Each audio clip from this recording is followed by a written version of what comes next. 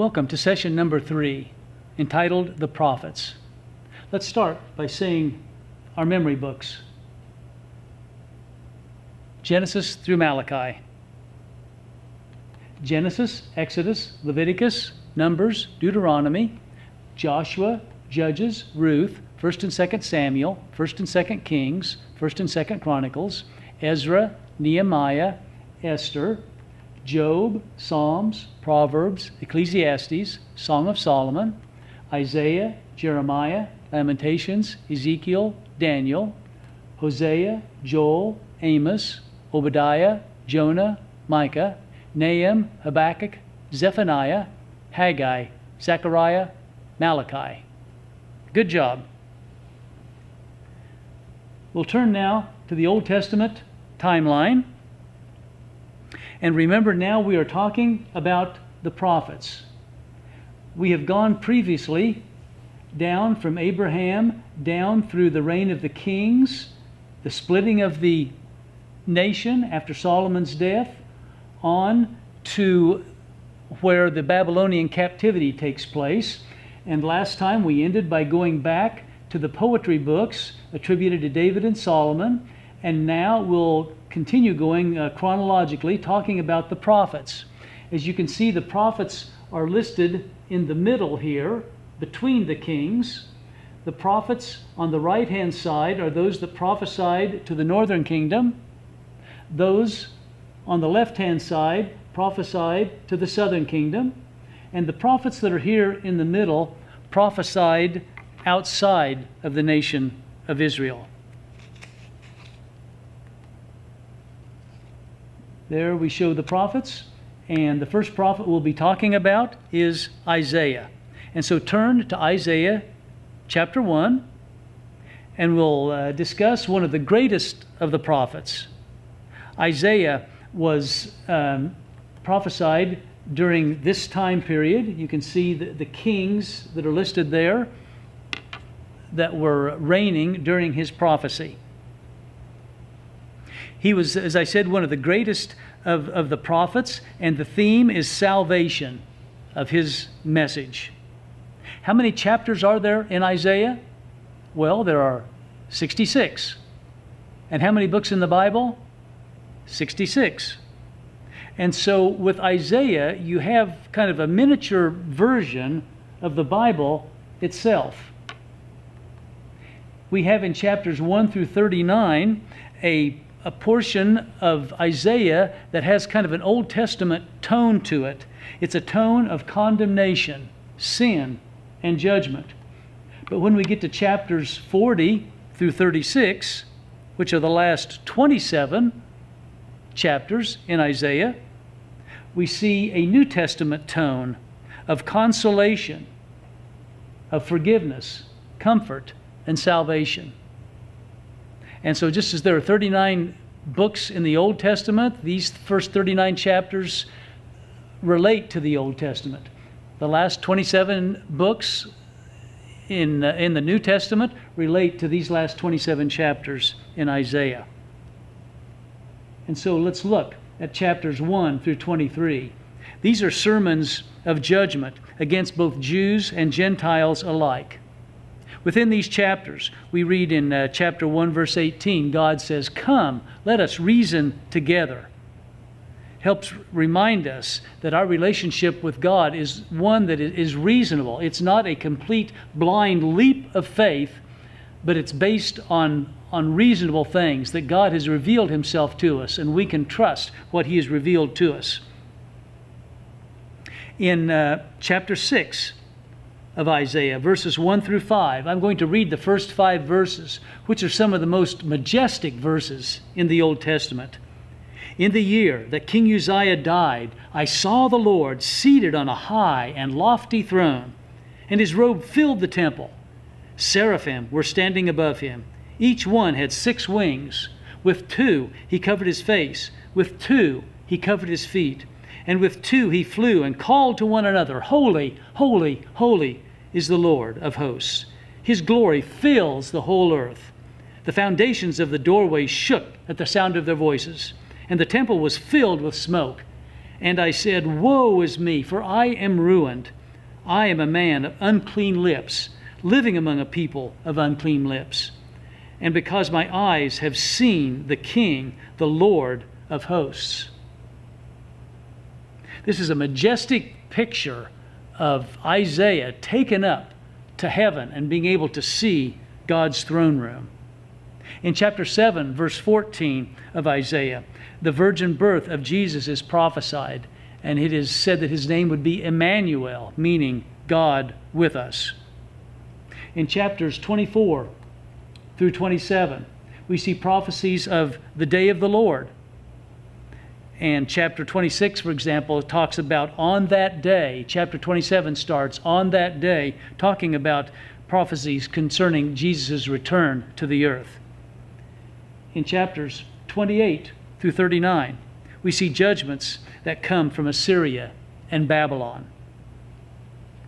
Then, turning to the second half of Isaiah, chapters 40 through 48, these talk of God the Father's greatness. In chapter 40, for example, it begins with these words, Comfort, comfort my people. And the last verse of that same chapter, chapter 40, those who trust in the Lord will renew their strength. They will soar on wings like eagles. They will run and not grow weary. They will walk and not faint. Going on to the next section, chapters 49 through 57, is all about God the Son's grace. Within these chapters are the suffering servant verses. Chapter 52 through 13 through the end of chapter 53. I'll just read a couple of these verses to you that depict Jesus while he is suffering on the cross. It's a very important section of Scripture. Chapter 52, verse 14, for example. His appearance was so disfigured, he didn't even look like a man. Chapter 53, verse 3, he was despised and rejected by men. Verse 5, he was pierced because of our transgressions, crushed because of our iniquities. And in verse 10, yet the Lord was pleased to crush him. Pleased because only through the sacrifice of a perfect sacrifice, the Son of God, Jesus, who was sinless, only through his sacrifice could we come into a relationship with God. And then verse 6, I would like to close this section of God the Son's grace in these chapters, just discussing this verse, chapter 53, verse 6. Years ago, there was a British pastor who was doing a revival, and as he completed his week-long revival late on Friday night, he rushed out of the church to go catch a train to go home to be with his family for the weekend. But as the train was leaving, a man ran up to him and said, I didn't understand all that you said tonight. How can I have peace with God? And the man, as he was leaving on the train, just yelled back to him, read Isaiah 53, verse 6. At the first all, kneel down, and stand up straight at the last all. Well, the man was a little confused, but he goes to Isaiah 53:6 and starts reading it. All of us, like sheep, have gone astray. And there was that first all, where he was to kneel down and humble himself. All of us, like sheep, have gone astray. Each of us has turned from our own way. But the Lord has laid on himself the iniquity of us all. And at that last all, he recognized what the pastor was trying to tell him, that we have all sinned and we are to humble ourselves before God. But because he laid on himself the iniquity of us all, we can be forgiven and we can stand up and realize that we can move into a perfect relationship with our Creator. Let's go to the last section of Isaiah. God the Spirit's glory. This is chapters 58 through 66. Here we see the Spirit poured out and working in people. In chapter 61, it starts, "The Spirit of the Lord God is on me, because the Lord has anointed me to bring good news to the poor. He has sent me to heal the brokenhearted, to proclaim liberty to the captives, and freedom to the prisoners, to proclaim the year of the Lord's favor." With that, we'll go on to the prophet Jeremiah. And there you see where Jeremiah is located. He prophesied to the southern kingdom, and he prophesied to the last kings right before the southern kingdom fell to Babylon. He prophesied of the desolation of Jerusalem. He predicted the fall of the southern kingdom, and promising not God's grace like Isaiah did, but God's judgment. And so Jeremiah is known as the weeping prophet.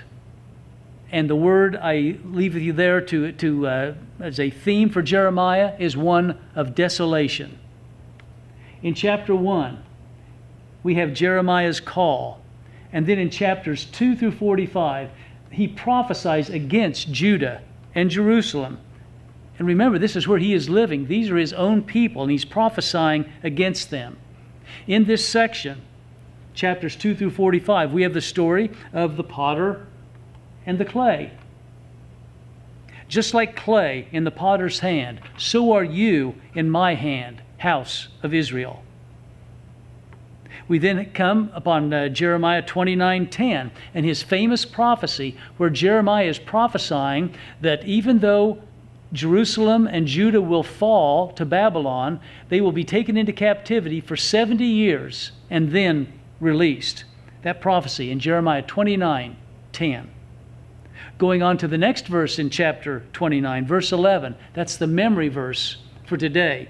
"I know the plans I have for you, says the Lord, plans for your welfare, not for disaster, to give you a future and a hope."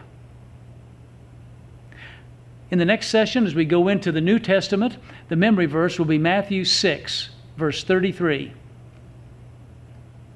Continuing on with Jeremiah, we have in chapter 31 a new covenant that is revealed to Jeremiah. And he tells us in Jeremiah 31, verse 33, "I will place my law within them. I will write it on their hearts." Paul picks up on this in 2 Corinthians chapter 3, verse 3, where he writes about a covenant not written with ink, but with the Spirit of the living God, not on stone tablets, but on tablets that are hearts of flesh. And so this is the new covenant that Jeremiah is talking about in Jeremiah 31. Continuing on in chapters 46 through 51, we see prophecies against foreign nations. And then, in the last chapter, 52, the fall of Jerusalem. Is Jeremiah's message relevant for today? He had a negative message. He was opposed by the false prophets, the false priests and kings, even the common people that he lived with in Jerusalem in his day. He was looked at as a traitor. Should our message be one of sharing God's love or God's judgment? I would like to read some quotes from Francis Schaeffer. "Jeremiah was in an era like our own, where men have turned away from God and society has become post-Christian. Ours is a time when a negative message is needed. If I had an hour with someone, I would spend 45 to 50 minutes on the negative, explaining that we are guilty of violating God's commands and therefore separated from the God who exists. I would then spend 10 to 15 minutes preaching the gospel, the good news." C.S. Lewis writes in Mere Christianity, 3 clues to the meaning of the universe. First of all, that there is a moral code, an absolute right or wrong, absolute truth. Second, there is a power or a judge that established this code. And third, we have violated that code, inviting this power's judgment. Only then, Lewis writes, will the gospel make sense. Charles Spurgeon, a famous preacher of the 1800s, said, "Sinners will never accept grace until they tremble before a just and holy law." And even Bill Bright, the founder of Campus Crusade for Christ, in the Four Spiritual Laws booklet that has been shared throughout the world, he stated, "I confess I failed in my ministry to declare the reality of hell as often as I have the love of God." We're talking here about relativism that I talked about previously. People are doing what is right in their own eyes, living in their own little truth bubbles.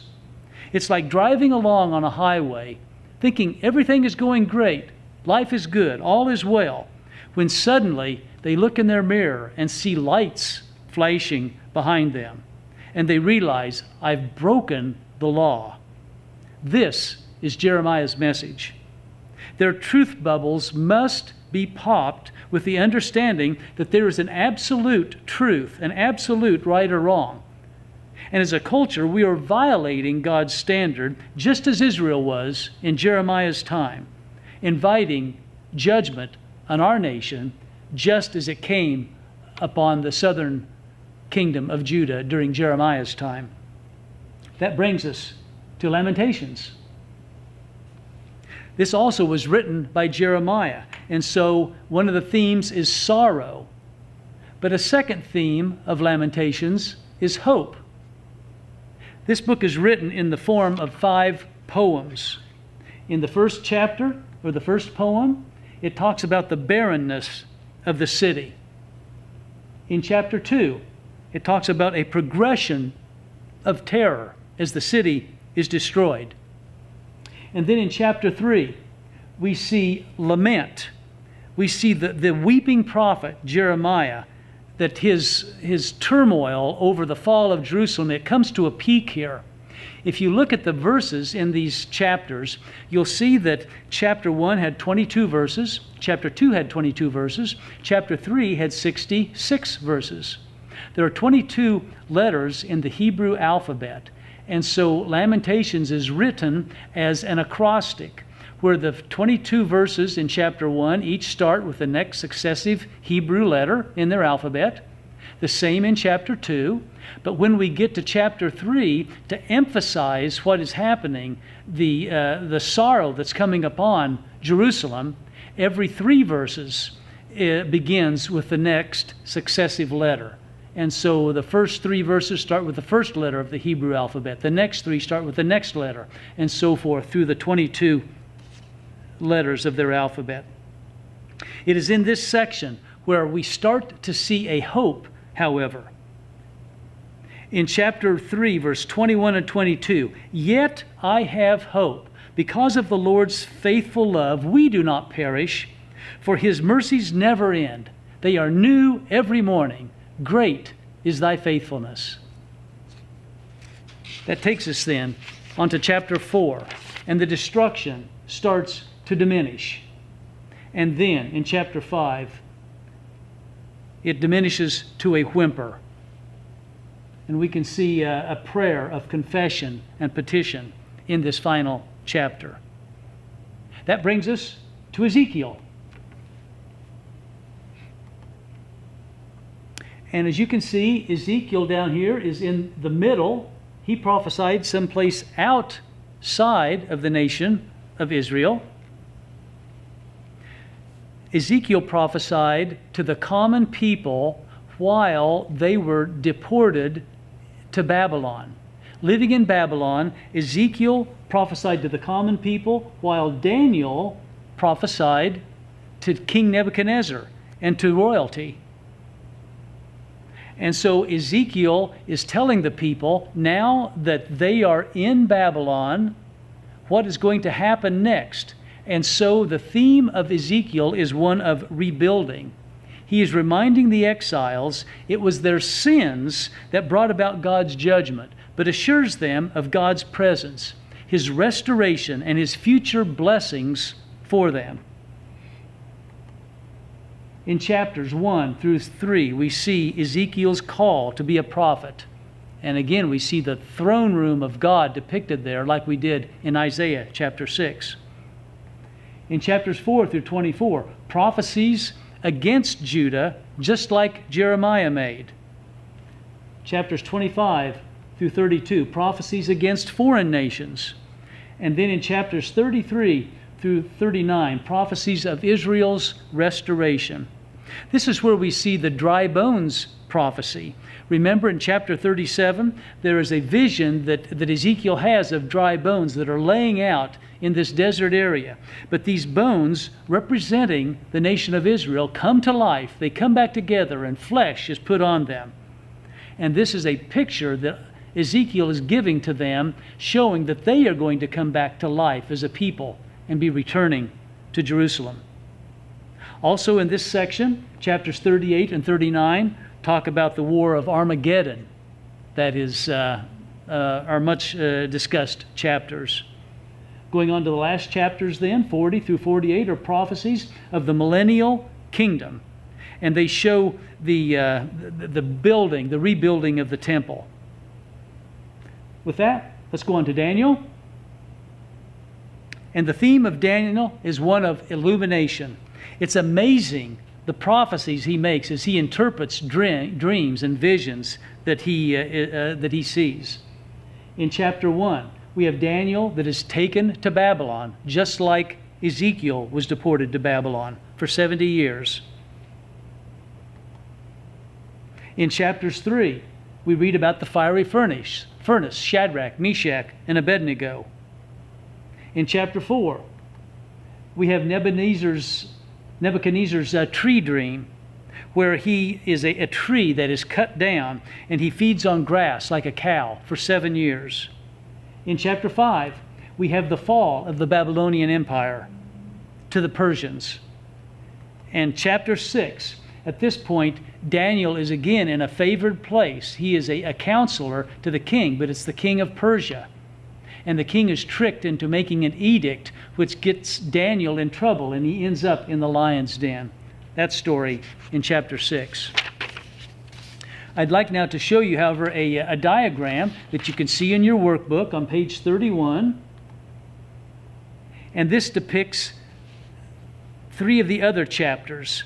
First of all, I skipped chapter 2 just a little bit ago. In chapter 2, we have the dream of Nebuchadnezzar, where he sees this statue of gold and silver, bronze, and the feet and legs of iron and clay. And he says to Nebuchadnezzar that you are the head of gold. In chapter 7, we see a dream that Daniel has, a dream of 4 beasts, a lion, a bear, a leopard, and then a 4th dreadful beast. And then in chapter 8, well, first, kingdoms. The kingdoms that these represent. Remember, Nebuchadnezzar was the head of gold, the lion. That represents Babylon. The nation that defeated Babylon was Media Persia. Later, Persia took over Media. It's generally just referred to as the Persian Empire.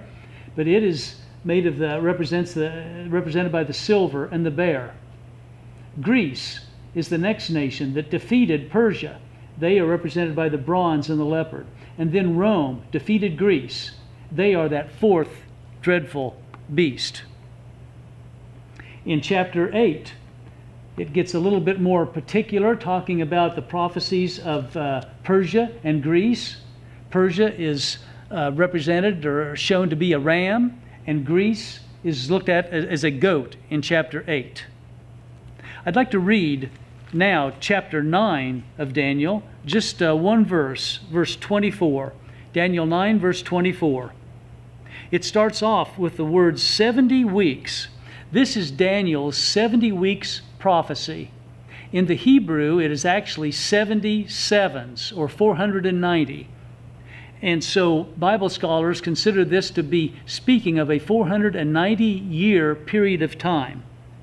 70 sevens are decreed about your people and your holy city to bring the rebellion to an end, to put a stop to sin, to wipe away injustice, to bring in everlasting righteousness, to seal up vision and prophecy, and to anoint the most holy place.